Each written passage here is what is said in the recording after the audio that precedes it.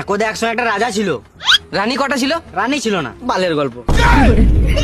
তোদের দ্বারা হবে না, তোরা চুরি থাকবি, তোরা গান মারা আমি ঘর চললাম। না না, বলো বলো বলো।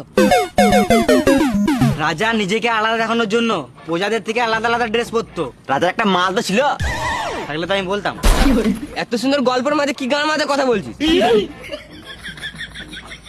রাজা ভাবতো প্রজাদের মতন ড্রেস পরলে রাজার সম্মান কমে যাবে, ওই জন্য রাজা লাল, নীল, হলুদ, সবুজ এইরকম জামা প্যান্ট পরতো।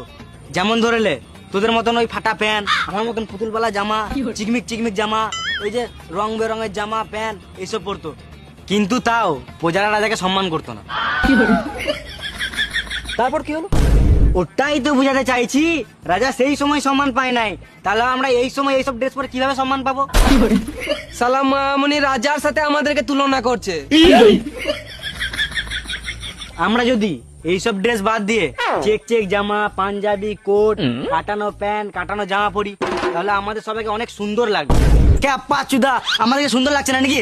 গাঁড় ফোড়া লাগছে। আমরা চলে যাবো না, আমাদের এটাই স্টাইল। তোদের দ্বারা কিছু হবে না, তোরা চুরি থাকবি, আমি ঘর চললাম।